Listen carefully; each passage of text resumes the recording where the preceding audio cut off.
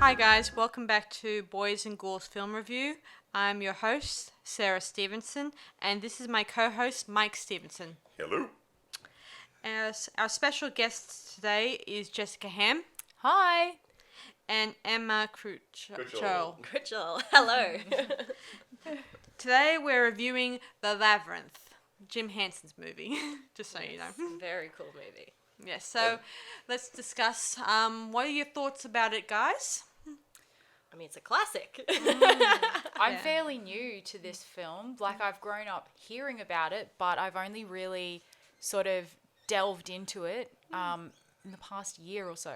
Mm-hmm. So I'm coming at it from a grown-up's perspective personally, and I quite enjoy it. Like, stylistically, I think there's so much to explore here, and I feel like it's so culturally important. Just the use of the puppets and everything like that. Like, I think it's got its own brand and its own niche in the film market, and I think it's such an important film. Yeah, I agree. Very unique. Very. What do you think, Mike? I think it was excellent. I mean, Jim Henson, he did the Muppets and everything else, and he brought that skill into this quite easily. I think Terry Jones from Monty Python actually wrote the original screenplay, and I think George Lucas, he's the executive producer on it, and a lot of good people were in there and behind the scenes doing things. And actually, I was just going to say on that note, that is my one bugbear. Is I think Terry Jones wrote some amazing quality stuff, and then I feel like all of the good dialogue ended up on the cutting room floor because of George Lucas. Well, That's my feelings. I don't see the problem is that Terry actually wrote it, and then he wrote the original script, and then the redrafts were done by somebody else, and they added and took away and did things as well, which was a problem. Yeah. So, but he got credit for doing it. The other guys didn't. Yeah. Isn't that lovely?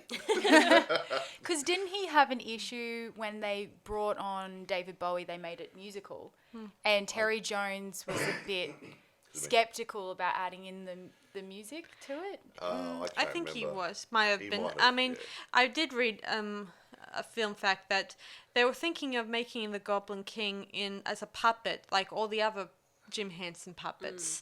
But then halfway through, Jim Henson or one of their crowd decided to get either David Bowie or Michael Jackson to play the Goblin King.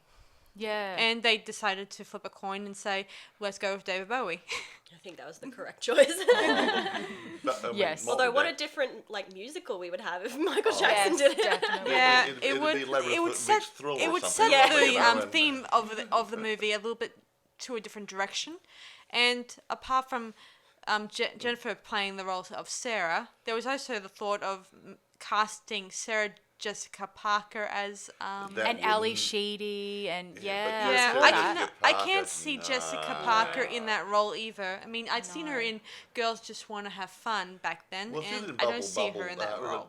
Bubble, at one of the Olsen twins years ago, she played a witch, one of the witch sisters. No, not that movie, Dad. She was in that one. No, she was. No, she. Was the witch. That one was the Hocus Pocus? Hocus Pocus. Oh, yeah, someone, Hocus Bette Pocus. Midler. Yeah, I had the name, a wrong name, but yes, Sorry, Hocus Pocus. She played a bit part as a witch. Good time. But that was a bit later, I think. I've never liked Sarah Jessica Parker. I think I love Sarah Jessica Parker, but I agree she would have been wrong for this role. Yeah, I think she would just have the wrong image. Oh, sorry. Yeah, I could have seen maybe Ali Sheedy. Yeah. From Breakfast Club. Yeah. I think I could have. But I think I liked what they said about Jennifer Connelly. They said that she was in the twilight. She played the twilight between girlhood and womanhood. Yes. And that she's supposed to be that in the movie. So yeah, I could see that get chemistry in that role. It was brilliant. I don't know if this is just me because I've never heard anyone else say this, but I thought it was so weird, her scenes with David Bowie, because I'm like, she's a child. Yeah. Yeah, that's my only issue. She's supposed to be, 16, like coming of age sort of thing, I think. Yeah, And 16 that's where going the on. borderline was. had to leave the childish things behind, the fantasy things, and growing into womanhood around the age of consent period, which is 16 years old. I think that was the it makes me think of So another. she wasn't actually a kitty and a pedophile. No. I'm not saying that. I'm just saying it was quite an age gap. Yeah. That was. Oh yeah. Yeah. But, It was interesting though if Yeah. if she was a 16-year-old in this, she was still very immature. I felt like at the beginning of the that film, was like the problem. Yeah, she's still living in a fantasy Yeah. world of a girl. Yeah. Instead of being a young woman. Yeah, well, I think that in the story, according to it, she was drawn into the fantasy world as well as acting. So I'm speaking to two actresses right here with me. You know, And Jessica two wonderful actresses too, mind yeah, you. and Well. the Sarah is sort of idolizing her birth mother's want of being an actor too. Apart from being drawn into a fantasy world, she also dreams about becoming an actress. So she's sort of wanting to be both the little girl and the adult. Like she wants to be, she wants to hang on to her youth, but Yeah, also but she's very maturing. excited and I think intrigued by the idea I of going did into being a notice woman. the Cats poster in the background. I got very excited. yeah. I did see that too. Yeah, in both the when she's in her room scene, there you see a lot of posters and a bit of pictures of her mother starring in movies and stage plays and stuff. And they do a very quick pan of some books on a Yeah, table. and of, there's I think what the film's yeah. inspired by. Like there was Wizard of Oz and Yeah, and there was there was there was Carol books also there, a yeah. scrapbook The of wild her one. mother. You know, a little few of her stage clippings in a scrapbook there that have stickers I and stuff on didn't it. see that. And the word "mum" on it that Right. that indicates I that didn't that was pick her up that mum. one. you're paying very close attention. Yes. I've watched it once And or twice. way to the probably. end, you see her take the news clippings of her mother and putting them into a drawer, Ah, indicating yes. that she's grown and starting to try to be the more grown up, you know, in that scene. So she's Yeah. kind of grown up, you know, in those moments when she was in the labyrinth and kind of realized that she needs to start growing up in Yeah, mind. be a bit more responsible and mature and stuff. Yeah, No start- longer, Realise no that- longer a child. yeah. A common phrase was, Yeah. "It's not fair. It's not Exactly. fair." Like, Like Yeah. constantly like a kid saying would that, and do, then yeah. and then realizing Yeah, that it's yeah. just the way things are. Like, Yeah. Yeah. That's Yeah. the And you way gotta it is, adapt. folks, Yeah, well, in that scene where she took Hoggle. Yeah, Hoggle, he's Yeah. cute. Yeah. Just so you guys know, I'm gonna take a moment to talk about Hoggle for a minute. Did you know Hoggle is actually voiced by Brian Henson? Henson's, Yeah, I read Jim that. Henson's son. Yeah. And he's I think his daughter Cheryl Hanson, she played one of the she assisted in the puppeteering in the production too. Actually, speaking of puppets, you made a comment earlier that they were thinking of making the Goblin King a puppet. Imagine if you had Big Bird playing the Goblin King. Yeah. oh my god.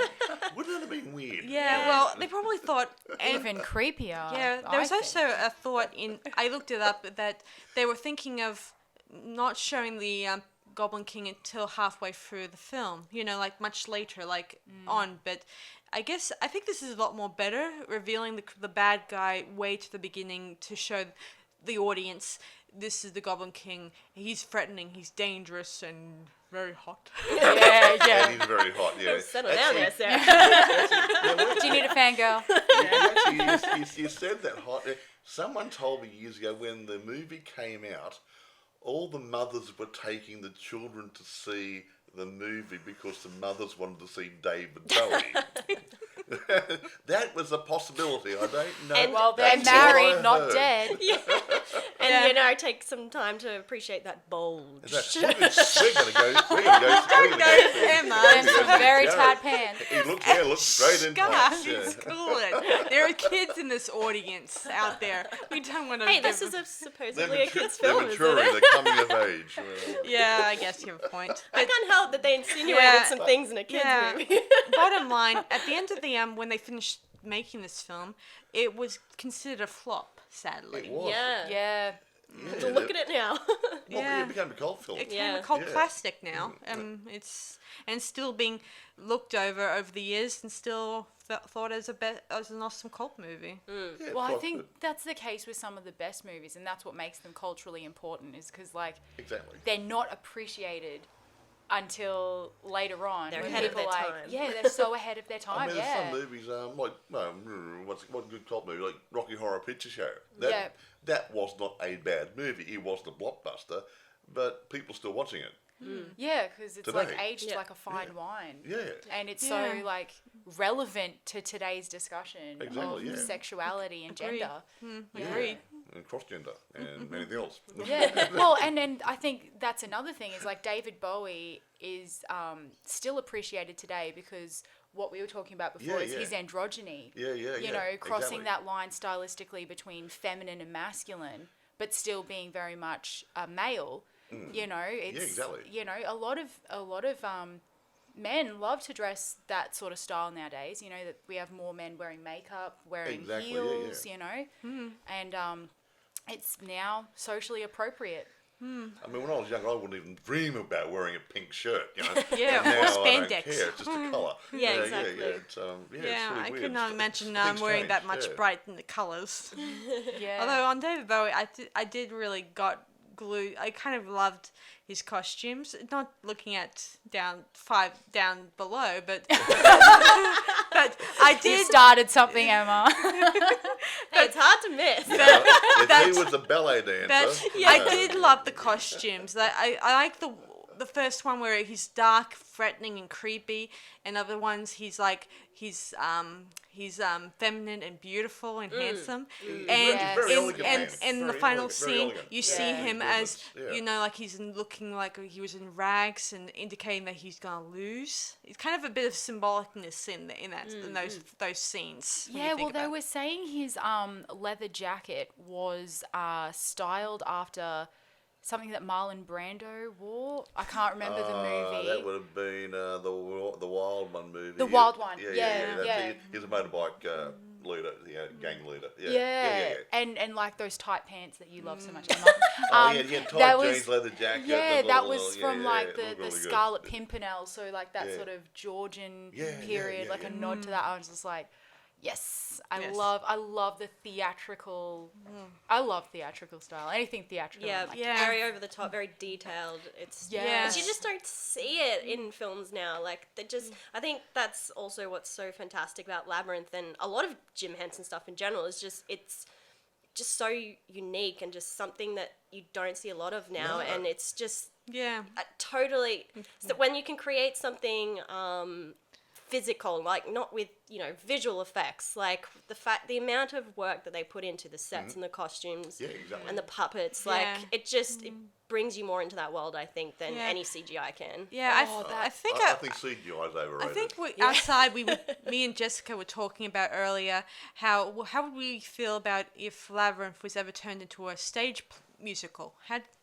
Can we discuss that? Well, yeah, I think it would translate very easily because anything that is niche is just gobbled up by theatre people. Like theatre kids love all that niche stuff, Yeah. and the fact that it's already so theatrical. Well, yeah, it was And very- I mean, it was musical, very like, stagey. It is, yeah. It They've would already be- got Yeah. musical numbers that are well known. Yeah. Exactly. Yeah. I think it'd be you so have a easy lot to of turn into a songs there. stage production. Yeah, there's a Adam lot of songs Lambert there. playing the Goblin King. Oh, that would be such a Yeah. good casting. Yeah. Yeah. Right, Oh, I really want to see it now. Who would you cast as Couple of off, though. Sarah if it was a stage play musical?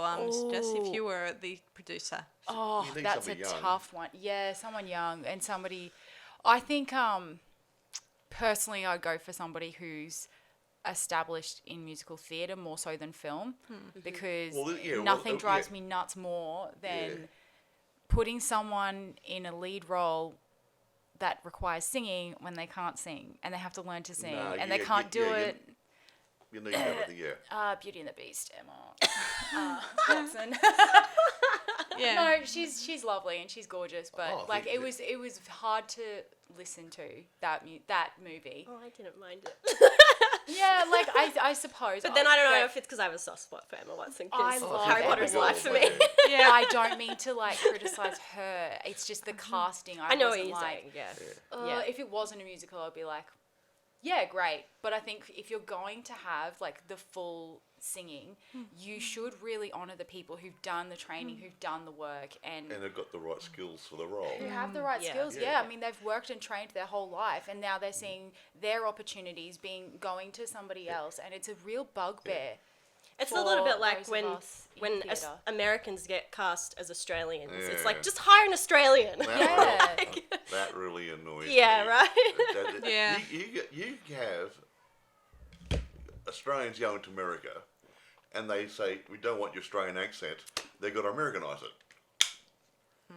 Now, they've got an Australian here to play an Australian, if you want to use the Australian.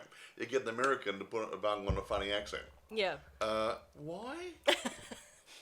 Now, I mean, some of these movies we've been reviewing lately, they've been made by an American production company, but they're actually making them in England, and they're bouncing people from England, America, Australia. England, America together into the studio.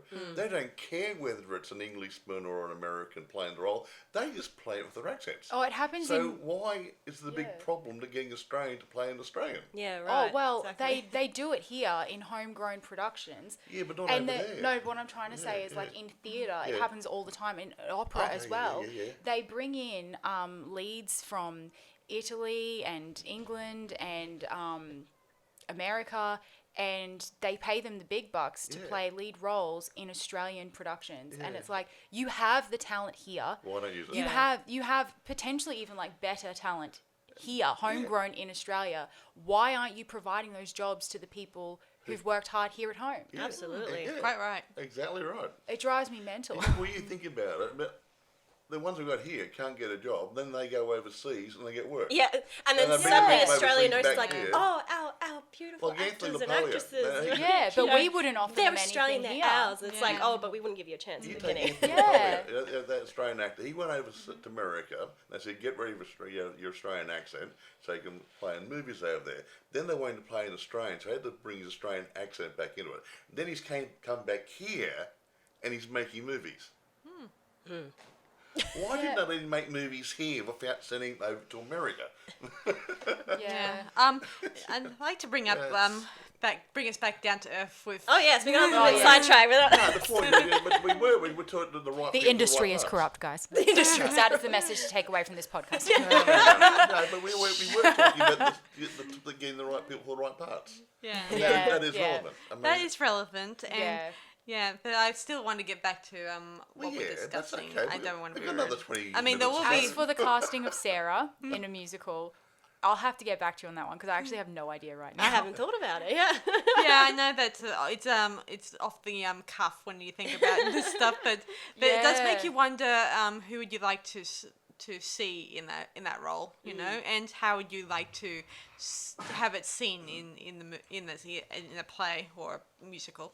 Yeah, probably some young up and coming actress who's played Matilda and Annie and all those Yeah, wonderful something like that. roles. Yeah. Yeah, so I like to bring up my favourite scene in the movie, the masquerade scene where Sarah has Oh, lost yeah. her memory and she's now caught up in this crystal where she's visualizing herself as a pretty princess and Oh my god, dancing at that a ball. dress. Well, How many wedding dresses were inspired by that dress? Oh my god. The leg of mutton sleeves that were as big as your head. that long, graceful waistline that goes down to the hips. Oh, I love. It was I love all beautiful. of it. And the hair as well. yeah. Yeah, well, 80s hair well, at its what- finest. I thought it was Yeah, pretty. that- I thought it was the pretty, yeah. it was a beautiful scene in that movie. I loved it that in that scene she gets to dance with David Bowie and And he it puts was a word ca- on it and and she says, no. I know, fair enough. And she's empowering herself. Yeah. Yeah. Well, and I'm in control. yeah. yeah, I think that. Yeah. Well, I read Yeah. the book. I've just so you guys know, I purchased a book a while back and it looks just like the book you've seen in the Labyrinth. You know that Sarah has, and so in this book it explains to me a bit more about what happens in the scene in the ballroom in that scene, Yeah. and Sarah does talk to the Goblin King in that scene where and how in the book it describes that she's searching for someone and she can't figure out whom. Yes, he forgot. she knows it's connected to the Goblin King, and she's wandering around trying to find him. And when she does find him, she's a little confused and trying to work out what am I doing here? The meaning of life. Yeah, and when she does finally, figure out that she doesn't belong here, she just breaks. She takes a chair and then whacks the crystal and breaks and gets away. Well, the main thing that I've heard from that scene where she's in the ballroom and that was the insinuation that she was roofied by the Goblin King, because you know how she bites into that peach or something and he's poisoned it. Oh, the poison, but yeah. It was there's this insinuation that he's given her a roofie, and then and then you see all the sexual tension, I guess, between them in that scene. And so it's just, I mean, as a kid, you're not going to pick up on that sort of stuff, but as an adult, I've just been reading articles about how people, as they've gotten older, have picked up on things that are like, ooh, that could be taken a bit differently. That is not okay. Well, Yeah. I think in the 80s, they used to have, I think they created special brownies, and they often put drugs in those. And Still do. And, I think they still do that. And usually there's consent with regards to those, though. and like you said, Emma, That's all the they difference. kind of drug send them on a weird trip Yes. or whatever. Yeah. And this is what it does make me think of, that sort of thing too. I Yeah. mean, sending them their brains in a weird direction. I did think it was a bit funny that she. I mean, I know a lot of fans out there probably say, why does she reject the Goblin King's advances throughout this movie? I mean, he seems nice and he wants to do things for her, even though most of the things are badness. I think because he wants to control her. I think that's the thing. That's it, She's like, no, you can't make me do what you want me to do. Because he offers her dreams, Yes, he does. but then she has to make the sacrifice of her little brother. Well, it was the big when those final words she said to him, like where she says "through danger untold" and hardships and all that stuff, and then the final line that she kind of couldn't remember was kind of realizing that he had no power over her, and then that was that- the line. and you have no that power was over me, kind of true. And that broke fit the into spell, the and you story. had no power over And it. it kind of fit into the story because he kept offering her things, her dreams and stuff, and never once has he ever controlled her mind and told her to. Well, I think the peach is probably would No, say different. it- He yeah. kind of That controlled was her drug mind induced, then. so that- No, that it was wasn't more like free it was choice. kind of. That was drug induced. It was kind of making her forget Yeah, things. yeah. Forget about her brother. Forget about Yeah. everyone that she's connected to. I think that's I would classify that as control. Yeah. Personally, I mean, I don't know. Am I the only Yeah. one here, Emma? Like, I feel like that's creepy.com. Yeah. Like, Yeah, you may be correct. if somebody made me forget about my family by giving me something to eat, I'd Yep. be like, oh, Yeah. you're Yeah. a controller. Like, Yeah. You've literally poisoned. Yeah, in the Yeah. book it says it. Yeah, and when I was reading the I wish I could forget my family sometimes. ha ha ha, funny ha. No, sorry, Sarah. Funny ha ha. Yeah, in the scene where she eats the apple, I read in the book that let me see. Oh, the She peach, wasn't says it? Peach, now yeah. she manages to stagger to a tree and she leans against it. She had already forgotten Hoggle and Ludo and Toby and where she was and why. All her thoughts were for the Goblin King, and her eyes were looking up to the Hypnol. sky. Yeah. yeah. Like I mean, do I need to say any more? Yeah. I would say he's pretty evil. Yeah. Like, yeah. So Not to be yeah. trusted. Do Yeah. not trust this yeah, but then man. again, he Goblin. kind of fantasizes about her. He likes her, loves her. I mean, that's what. I mean, that's Hey, look, what's his choice? Yeah. He's a human being surrounded by Muppets. Hello. Who's he? You know? I mean, I just think it's a bad standard to set for girls that Yeah. behavior is okay. Yeah. Personally. Yeah, well, Because just because someone likes you and thinks you're pretty and wants to control everything about your life, you know, that's not okay. Yeah. Yeah. No, My it's not, one no. interesting fact is Far it's from it. interesting that a lot of people, I know a lot of people have told me this, and they keep saying, well, if I were Sarah, I would have said yes to the Goblin King, all that stuff. Well, that's easy said than done. I think they're talking about David Bowie, not the Goblin David. King. Yeah, exactly. Yeah, but the idea A lot of of guys becoming have a said yes too. You know. the idea of being a princess in a weird fairy tale land and living with him would be like any girl's dream. She just fantasy. needs to overthrow him, become the Goblin Queen, and then she can do that. That's fine. Yeah, Like, still be able to I stand her want ground. equality, Yeah. female rights. Yes. Yeah. I don't know if the Labyrinth is a place that you'd really want to be in, because Yeah, true. there was quite a lot of scary scenes in that. I mean, I actually, I don't know how old I was when I first saw it, but I only just, I think I didn't watch it again until my early 20s, and then I watched it again this week in preparation for this, and I've definitely, like, watching it as an adult, like, there's just so many things that I guess you don't pick up on as a Warning. kid. And, Ooh. it's like, it's, because you do think, oh, it's a fantasy land, and oh, all these magical friends you can have, and all the Goblin all the King's so evil in dreamy, there. but It's all like, when you grow up, it's like, it's a bit like the Wizards of Oz. Yeah. Yeah, that one. Yeah. That was really nice. All the munchkins running around, had nice people, but there's a lot of evil stuff going on there too. yeah. Yeah. I And, think if you really think about it, yeah. probably isn't the best place No. you'd want to be. Nice Yeah. place to visit, But- good to go home. Yeah. Yeah. But having said that, that's what I think makes the message so good, because for a movie in the 80s to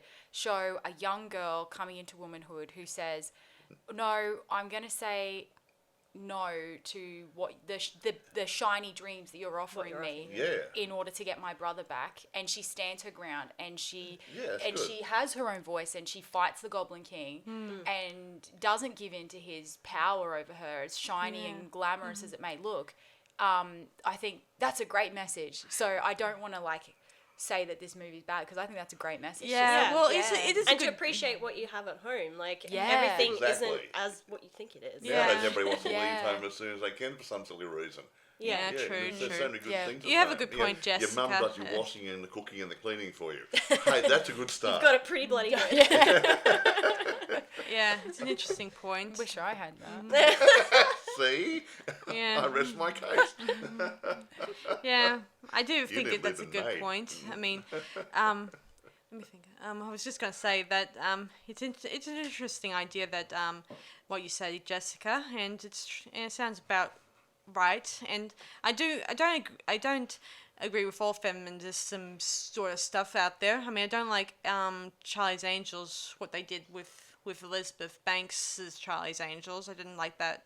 Her version of feminism, but with Labyrinth and other movies that like Labyrinth, they do capture the right way of displaying a good balance feminism, of it, a yeah. good balance of Yeah. it, instead of making I out that it should be about a woman's world fighting against all men in general. I think that's a misunderstanding of feminism, but that's a totally different rabbit hole for another discussion, so maybe. a lot of people out there I've have heard been. that expression before when I said something funny in one of the previous podcasts. Well, let's break that rabbit hole. No, Yeah. Yeah, but I did a bit of a faux you do pas. admit that. You must admit that a lot of people are trying to make it all about. In the movies, they're trying to make women to be the top.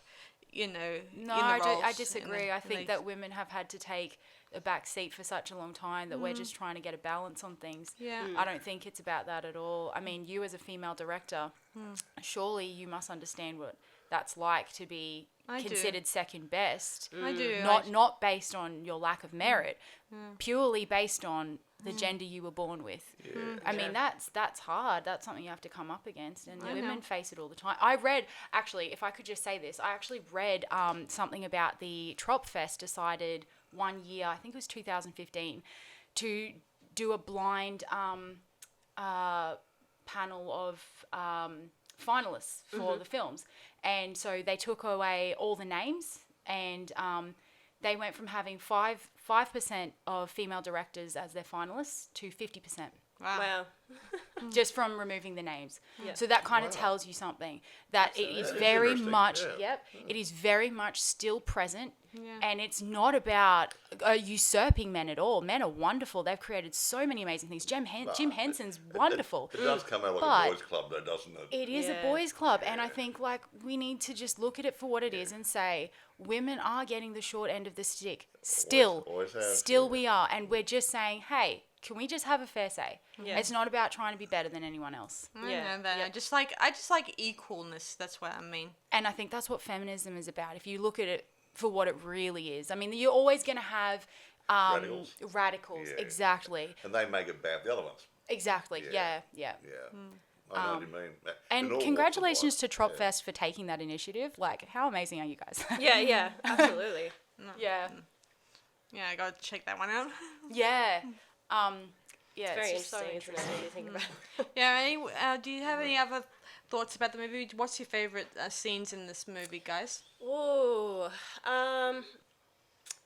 I mean, I think I really liked when she fell down that hole and all the arms The hands. were grabbing God. her. Like, it was very scary. And So but see, creepy. I think, and when they were underground, like, all of that stuff that unfolded when she went down that hole, I think because it was scary, but also really intriguing at the same time. I don't know. I love getting scared when I watch it. Yeah. And then when they Scary is fall, yeah.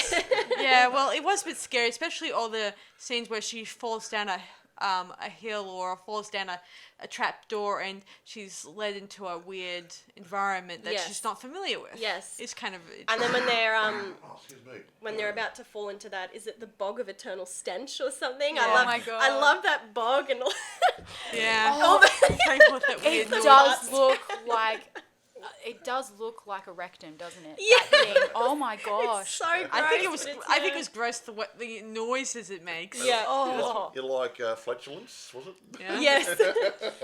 And I really liked. I think this is where upon watching it just recently, I think I totally missed the fact that Terry Jones had done the screenplay, or unless I'd just forgotten about it. But once I saw his name come up at the beginning, I was very aware of his sort of writing style, and I think there was one scene in particular. I think when they're again in sort of underneath the labyrinth, and there's those talking rocks, and they're like, "Turn back, don't go." And I was just like, yeah, I was just like shutting them down, like, "Oh, be quiet," and he's like, "Oh, please." Like, I never get to say that. Yes, it was very Monty Python that in is that very part. Terry Yeah. Jones. I mean, Yeah. considering the fact that this sort of thing makes me think of all his the productions. Did he do Monty Python? Well, he's part of the Monty Python Yeah. cruise. He would have Yeah. been part of the, So he the screenwriting. that's the kind of storylines. fits Yeah, in yeah, with his yeah. memento when he's trying to create some funny comedy Yeah. jokes Yeah. there. I really liked the worm as well. I really wish Worm was in it a bit more. 'Cause Yes. he was Oh my so God. cute and funny. Do you know now that like I've read so many times, oh yeah, Terry Jones writers, you know, like Yeah. Monty Python.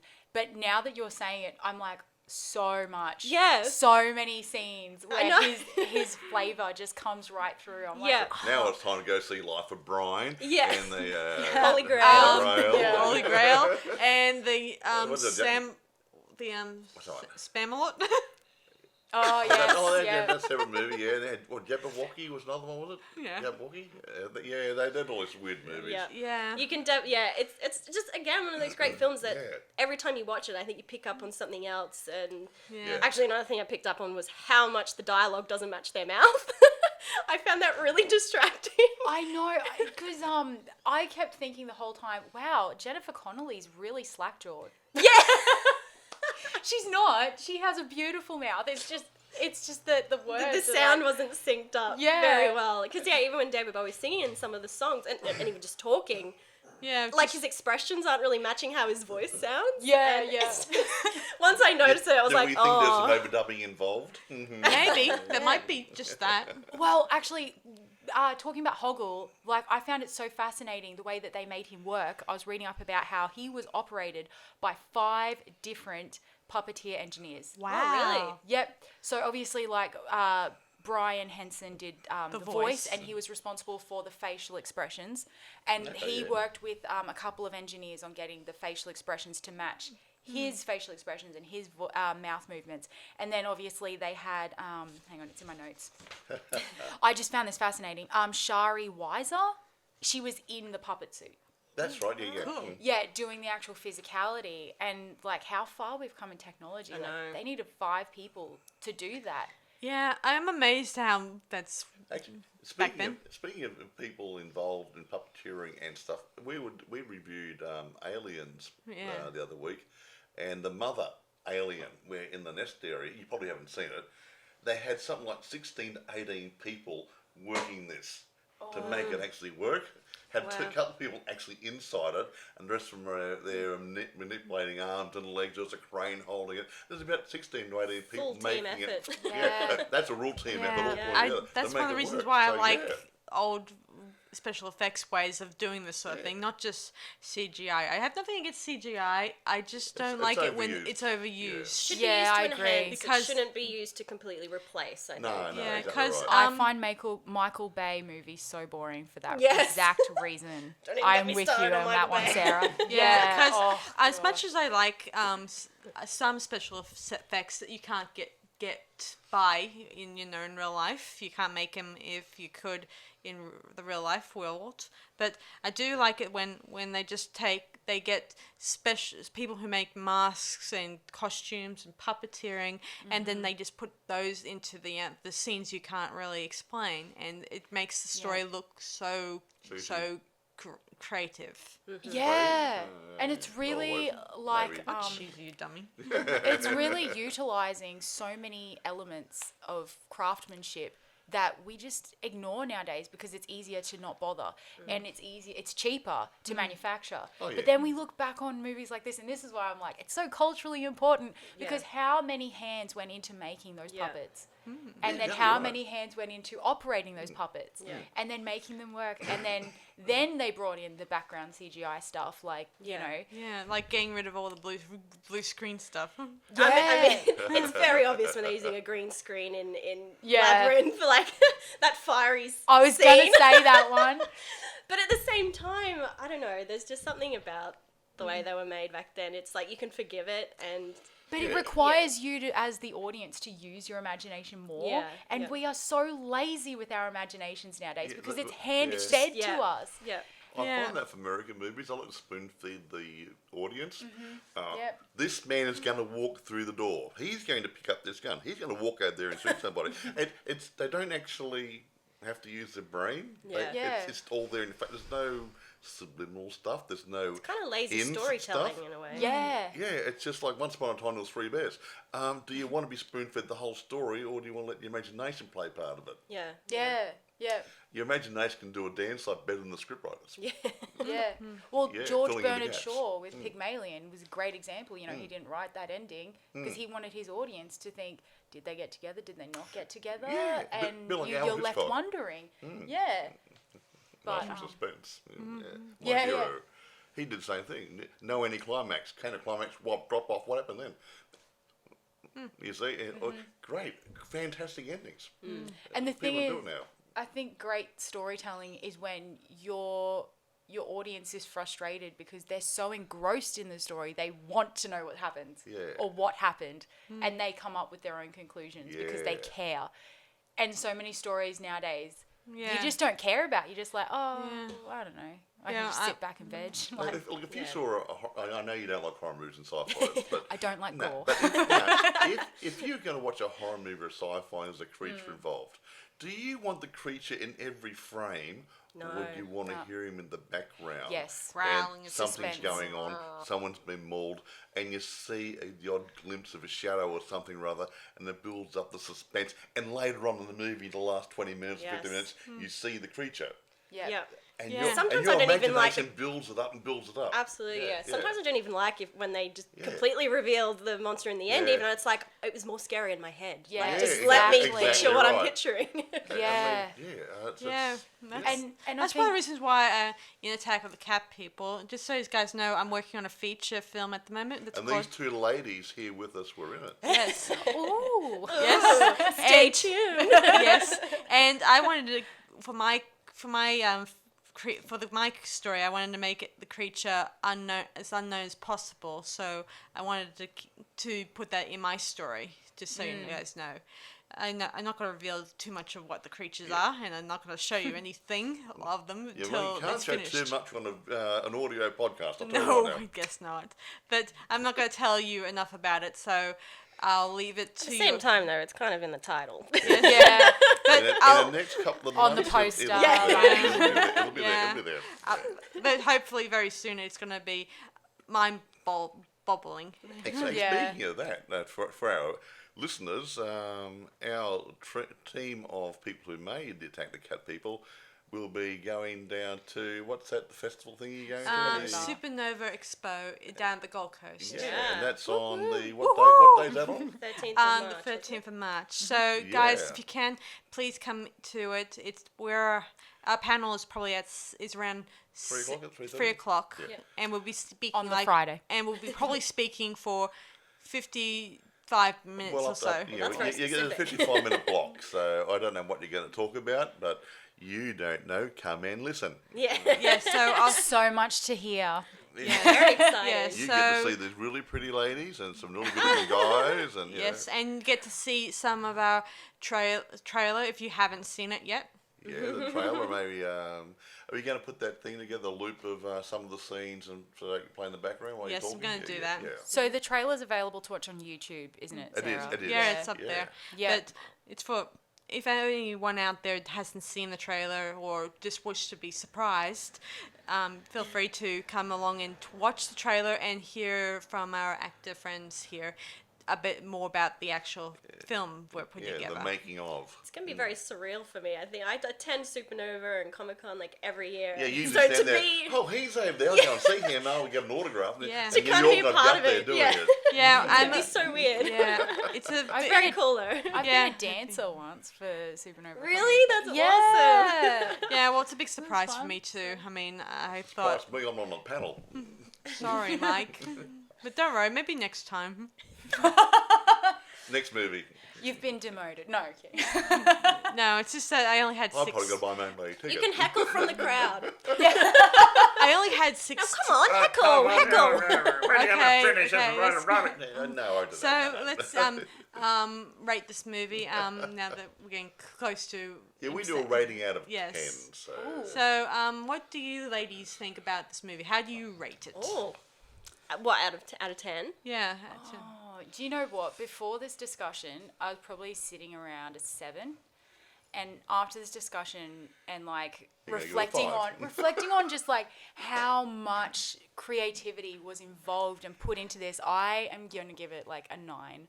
Like this is such a good movie. Like, yeah, now I'm like, oh yeah, and this went into it and this went into it. I'm like, I really wish that it had more of a following.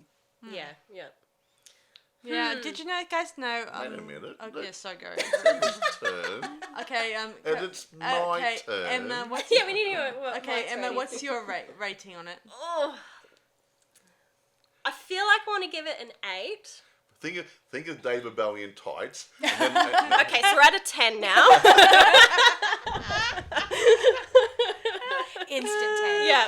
And that hair. Oh my he goodness. always had hair, lad. Yeah. Always had hair. Yeah, no, I think I'll give it an 8 just because upon the last watch, it was really bothering me how much the sound wasn't syncing with the mouth and I think it's helped the overdubbing. yeah, it was Yeah. like there's so many other old films where you don't notice that. It's like, why did it happen in this movie? Is that in a And- foreign language? No, they just made a mistake. Yeah. Yes. And I don't know. I guess it's not my favorite Jim Henson film. Dark Crystal is. Absolutely. Dark Crystal? Yeah, I love Yeah, the that Dark one's bad, Crystal. yeah. That's my favorite. So Dark We Crystal haven't gets seen 10 that. from We me. might look at that one later too. Labyrinth Mike. will be close with an 8, yeah. All right, Mike. What are your thoughts about the rating? Look, I'll have to say in between 8 and 9. There were things, a few things did let me down a little bit here and there. But as an overall production, it's good. The sound quality is sinking, that sort of stuff. Storyline was excellent. I think good acting by Bowie and Jennifer Connelly. But I noticed something just going backwards. I'll give it the grading. I'll give it an 8.5. But I was just thinking about something. There was an owl at the beginning. Yeah. Of the movie when she's in the cemetery, was it? No, in the park. In the park. She was reading a book, and there's a cemetery. In that scene, you had an owl watching her. At the end of the movie, Gareth turns into an owl and flies away. Yes. So Gareth was watching her even before she said, "Take Toby away," in the beginning of the movie. He was watching her. He was stalking her. That's very creepy. I don't know. See, there's a lot of creep about this movie when you think about it. It dawned on me. But she overcame it. Yeah, girl power. She didn't succumb to the guy's manipulations. Is that the right word I'm looking for? Because not all creepiness looks ugly. Sometimes it's as hot as David Bowie. Exactly. Good is not always... What looks good is not always good, and what looks bad is not always bad. What's that all saying? Not all that glitters is gold? Yes. Yeah, exactly right. True. Exactly. Good point. Good choice of words, that Jess. I am an old wise person. Yes, I have my moments. I rate this movie, taking in storyline, actors, and costumes and puppetry. I'd probably rate this movie 9 out of 10. So that's how I feel about it. Yes. Yeah. So before I say my final farewell, guys, I'm just going to say that apart from the Labyrinth, they also made a sequel of this movie, a graphic novel called The Return to the Labyrinth. Oh, was that the Tokyo Pop? The Tokyo manga one. It was animated, was it? No, not animated. It was a graphic novel. Oh, novel. Sorry, So they made one up. They wrote a book. It's a 4 book series. If you haven't seen it, so I advise you guys definitely go check it out. Excellent. Have to suss that out. But this was an old movie back in 1980 something or other. 86. Yeah. So I think kids today can really enjoy it, even though it's an older movie. Some of the old stuff's better than new stuff being dished out. If you haven't seen it or you want to revisit it with your kids, do so. Buy a copy or download one from Amazon or wherever you can get it from, Netflix, and get a copy of it. Yeah. Just let your child know that there will be no unboxing in this particular movie. Unboxing Exactly. Of toys. No unboxing of toys. And don't pick up any bad habits. As a mum myself. Don't pick up any very bad much a habits thing, from isn't it? Sarah. Yeah. I don't like you. Give me my teddy back. No, it's called you're supposed to share. Yes. Yeah, A lot of great messages. I keep telling that to my niece and nephew. Be sure to share your toys. Yeah. No, they're young.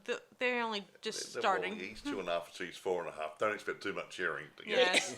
So, thanks for listening, guys. Until next time, same bat time, same witch hour.